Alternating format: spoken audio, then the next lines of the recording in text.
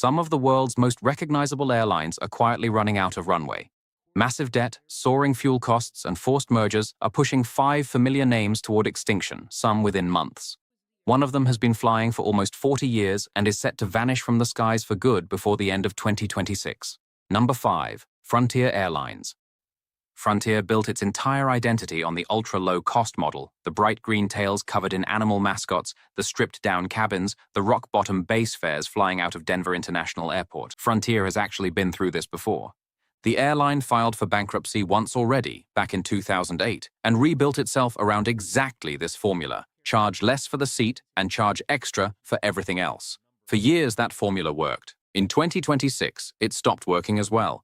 Jet fuel prices spiked sharply after instability around the Strait of Hormuz, and airlines running on thin margins had almost no room to absorb the extra cost.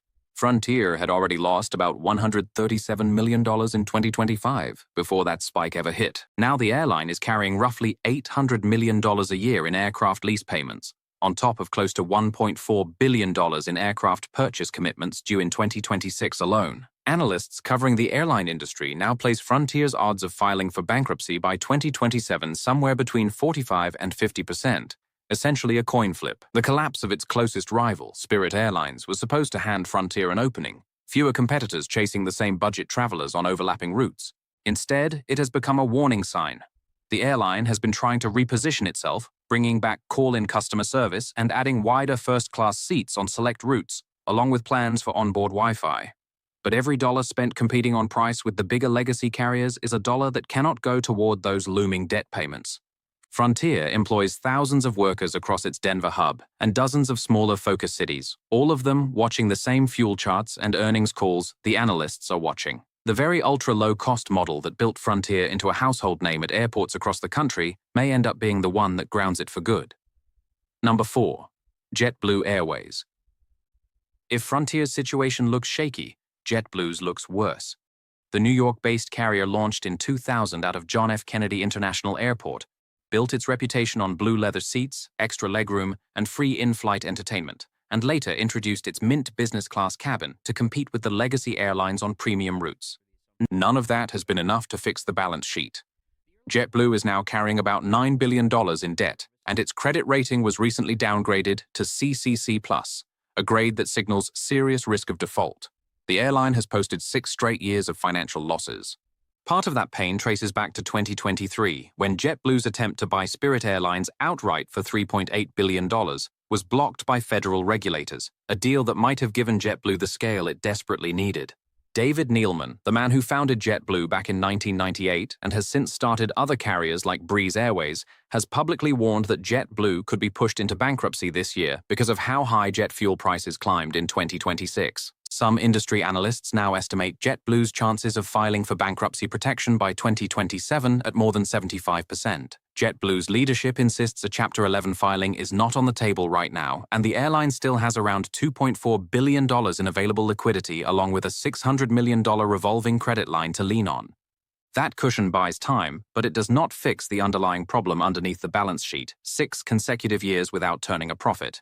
JetBlue has also leaned on partnerships, including a code-share arrangement with American Airlines in the Northeast, to squeeze more revenue out of its existing routes without taking on new debt. For an airline that once positioned itself as the stylish, low-cost alternative to the legacy carriers, the runway is getting shorter with every passing quarter. Number 3. Sun Country Airlines. Unlike Frontier and JetBlue, Sun Country is not fighting to survive. It is already being absorbed. The Minneapolis-based carrier has been flying vacationers to warm weather destinations since 1982, building a business model that blended scheduled passenger flights with charter service and a sizable cargo operation flying freighters for major logistics companies. On May 13, 2026, Allegiant Travel Company officially closed its $1.5 billion acquisition of Sun Country, making it a wholly owned subsidiary almost overnight. For now, passengers can still book flights through suncountry.com, and the planes still wear Sun Country's familiar red and yellow livery out of Minneapolis-St. Paul International Airport. But that arrangement is temporary. Once the two airlines receive a single operating certificate from the Federal Aviation Administration, expected later this year, Sun Country will fold entirely into the Allegiant brand out of Las Vegas. The combined company will fly one fleet, share one loyalty program, and operate under one name, Allegiant. Executives from both airlines now sit on a combined board, and Allegiant has promised to keep a meaningful presence in Minneapolis-St. Paul as an anchor city for the merged airline. But history in this industry has not been kind to absorbed brands. Once route networks, booking systems, and aircraft liveries merge under a single certificate, the original name almost always fades out within a year or two. Sun Country's charter and cargo contracts, flying freighters overnight for major package carriers, were reportedly one of the biggest draws for Allegiant, since that steady revenue helps balance out the unpredictable swings of leisure travel demand. Sun Country has been flying Minnesotans to vacation destinations for over 4 decades. Its final chapter as an independent airline is already being written. Number 2. Hawaiian Airlines. On April 22, 2026, Hawaiian Airlines retired its HA flight code after 97 years in the sky, the same 2 letters that had marked its tickets since the airline first launched in 1929, carrying mail between the islands on a single Belanca monoplane. Every Hawaiian flight departing Honolulu now operates under Alaska Airlines' AS code, the latest step in Alaska Air Group's roughly $1.9 billion acquisition of the carrier.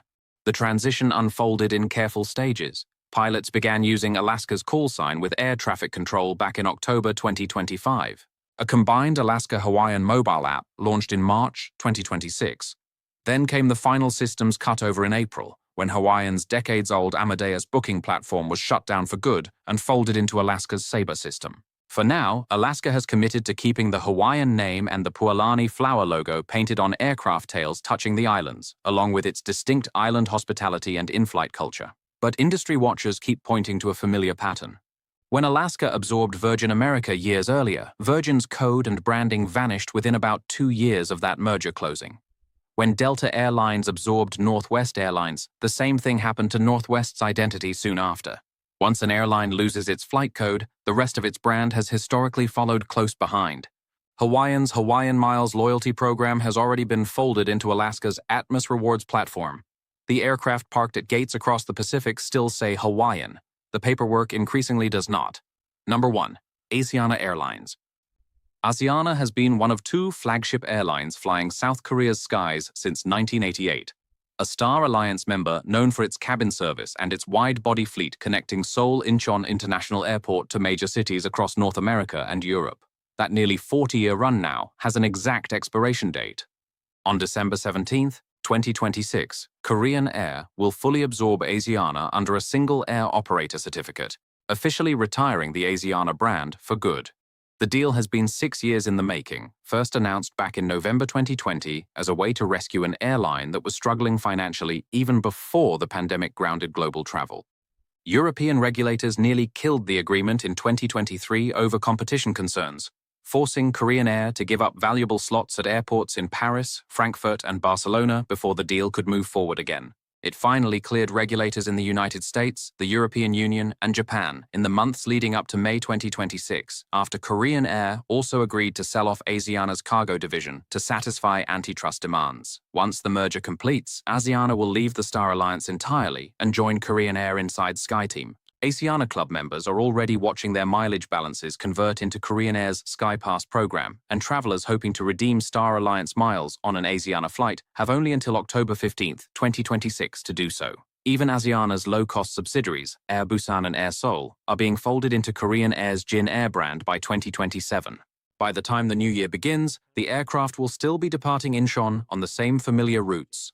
Thousands of Asiana employees, from pilots to cabin crew to ground staff at Incheon, are now being absorbed into Korean Air's workforce as part of the transition. They just will not be wearing the name Asiana anymore. 5 airlines, 5 very different paths toward the same ending, from crushing debt to boardroom mergers years in the making. But the pattern underneath all of them is the same. In an industry running on razor-thin margins and unpredictable fuel prices, even household names with decades of history are never guaranteed to survive. The next time you book a flight, it might be worth checking who is actually still flying it a year from now.